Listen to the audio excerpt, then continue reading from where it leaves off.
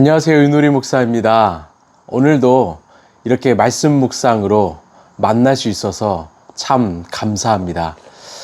오늘 하나님께서 주신 말씀을 통해서 우리 모두가 참 지혜자가 되길 소망합니다. 우리 잠언서 3장 27절에서 35절의 말씀입니다.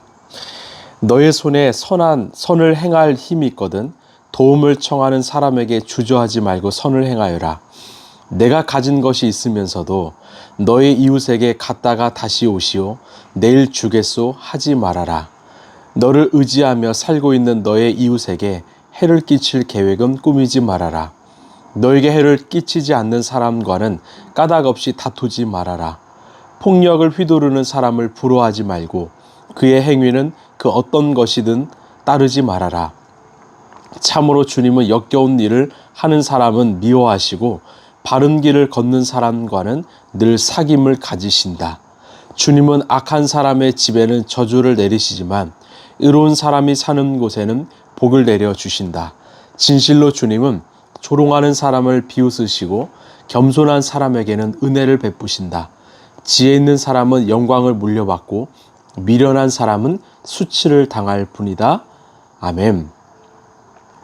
지금 오늘 읽은 잠언서를 보면 계속 비교해서 대조해서 말하죠. 악한 사람과 의로운 사람, 또 잘못된 일을 하는 사람과 선한 일을 하는 사람. 우리 모두가 주님이 원하시는 그 인생을 살게 되길 바랍니다. 오늘 하나님께서 주시는 지혜는요, 너희가 잘 살려면, 행복한 삶을 살려면 선을 베풀라고 말하십니다. 도움을 청하는 사람을 도우라고 말합니다. 이게 지혜라고 말합니다. 여러분, 우리가 남을 돕는 거 머리로는 압니다. 그런데 잘 지켜지지가 않습니다. 왜 그럴까요? 우리의 마음에는 세상 사람들이 심어놓은 이 선입관이 있기 때문입니다. 너 선을 베풀면 너만 손해본다. 너 그러다가 바보 된다. 이용당한다. 너 어려워진다. 가난해진다. 그런 선입견들이 있기 때문에 선을 베풀기를 주저하는 것입니다. 우리가 어릴 때는 이 부자가 돼서 가난한 사람들, 어려운 사람들을 돕겠다고 말했습니다. 그런데 점점 어른이 되면서 실천하기 참 주저하게 되죠. 그러면 어떻게 해야 될까요? 바로 우리의 생각을 바꾸고 무엇보다 반복해서 그 선을 행하는 훈련을 해야 되는 것입니다. 그 사랑의 교회 옥하는 목사님이 이런 말을 하셨습니다. 가치 있는 것을 얻기 위해서는 부단한 희생이 필요하다. 가치 있는 것일수록 쉽게 얻어지지 않는다는 말입니다. 어렵게 얻을 수 있다라는 거죠. 그래서 타인에게 선을 베푸는 거, 이건 훈련이 필요한 것입니다. 하나님은 우리의 삶을 테스트하십니다. 이 창세기를 보면 이 아브라함에게도 3명의 사람으로 찾아오셔서 그 아브라함의 삶을 테스트하셨죠. 우리의 삶에도 다양한 모습으로 찾아오실 것입니다. 왜? 너가 나를 진짜 사랑하니? 너는 내 말에 순종할 수 있니? 이렇게 시험하시는 거예요. 요한일서 4장 20절에 누가 하나님을 사랑한다고 하면서 자기 형제 자매를 미워하면 그는 거짓말쟁이입니다. 보이는 자기 형제를 사랑하지 않은 사람이 보이지 않는 하나님을 사랑할 수 없습니다. 아멘. 여러분, 이 말씀을 꼭 기억하십시오.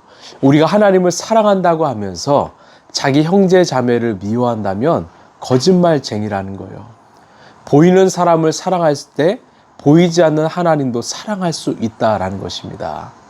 그래서 우리가 주일에 살펴보았던 것처럼 선을 넘어서 정말 내 주변에 있는 이웃들을 사랑하고 그들을 품는 그런 진정한 그리스도인이 되었으면 좋겠습니다.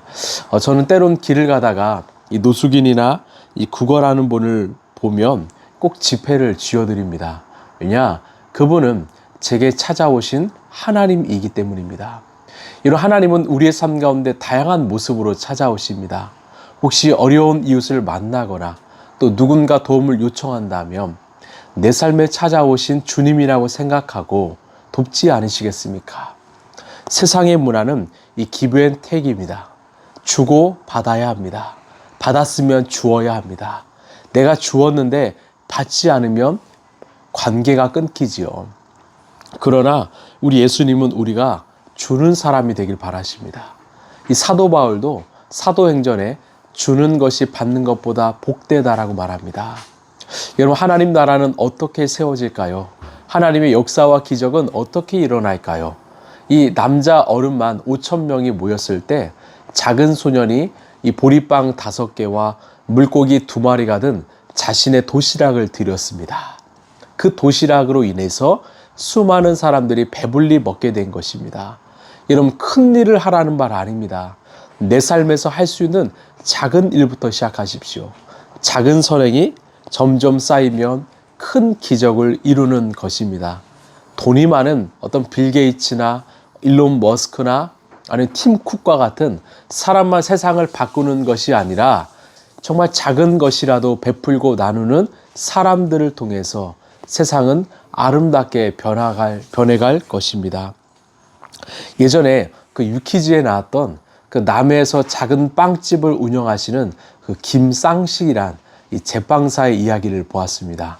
그분은 그 초등학생들이 아침을 굶고 학교를 등교하는 모습이 아파서 매일 아침마다 일찍 일어나 빵을 굽고 그 빵과 요구르트를 그 빵집 앞에 내놓는다고 합니다.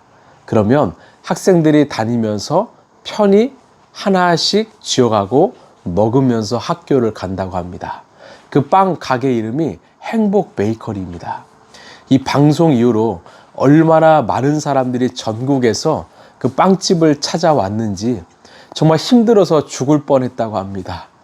작은 행복을 줬더니 큰 행복을 얻게 되었다, 이렇게 말하더라고요. 그렇습니다. 주님을 선을 베푸는 인생은 가만히 내버려 두지 않으십니다. 흘려보낸 것보다 더 많은 것으로 채워주실 것입니다. 그래서 우리가 선을 베풀지 않으면, 흘려보내지 않으면 어떤 기적도 역사도 일어나지 않습니다. 늘 받는 인생입니까? 이제는 베푸시길 바랍니다. 그 나누고 흘려보내는 기쁨을 누리시길 바랍니다. 여러분, 오늘 우리가 선한 사마리아인이 되어서 내가 만난 2명의 사람에게 그 선을 베풀면 어떨까요? 커피 한 잔도 좋습니다. 칭찬의 말도 좋습니다. 선행도 훈련입니다. 매일매일 훈련하다 보면 우리의 삶이 선하게 바뀌게 될 것입니다. 에베소서 2장 10절의 말씀을 기억하십시오. 우리는 하나님의 작품입니다. 선한 일을 하게 하시려고 하나님께서 그리스도 예수 안에서 우리를 만드셨습니다. 여러분, 우리는 하나님의 작품입니다. 하나님의 작품은 바로 선한 일을 하는 존재입니다. 우리는 하나님의 뜻에 따라서 선한 일을 하는 존재로 살아가야 합니다. 사랑하는 라이프처치 성도 여러분, 정말 하나님을 닮아서 이 땅의 작품으로서 선을 행하는 그런 인생, 아낌없이 베푸는 인생 사시길 바랍니다. 세상은 자꾸만 쌓아두길 바라죠. 그러나 우리는 하나님 나라에 쌓아두었기에 이 땅에서는 아낌없이 흘려보내고 나누는 인생을 사는 정말 진정한 그리스도인이어야 합니다. 그런 참 기쁨, 정말 주는 것이 받는 것보다 복되다는 기쁨을 누리는 우리 모두가 되길 소망합니다. 기도하겠습니다. 하나님, 감사합니다. 우리를 지으신 목적은 바로 선한 일을 행하기 위해서 우리를 지으셨다고 말합니다. 또한 하나님을 사랑하는 자는 내 곁에 있는 형제 자매를 사랑하는 자라고 말씀하십니다. 우리가 세상의 가치관, 세상의 어떤 기준에 사는 것이 아니라 하나님 나라의 기준 속에서 베풀고 나누는 인생 살게 하여 주옵소서. 주는 것이 받는 것보다 복되다는 그 기쁨을 누리는 우리 성도들 되게 하여 주시옵소서. 이 모든 말씀 사랑이 많으신 예수님 이름으로 기도합나이다. 아멘. 우리 교회는 베푸는 교회가 되길 원합니다. 지역과 또 나라와 또 열방을 위해서 정말 베푸는 우리 교회, 그런 성도 되시길 바랍니다. 오늘 두 분에게 그 선을 행하시길 바랍니다. 감사합니다.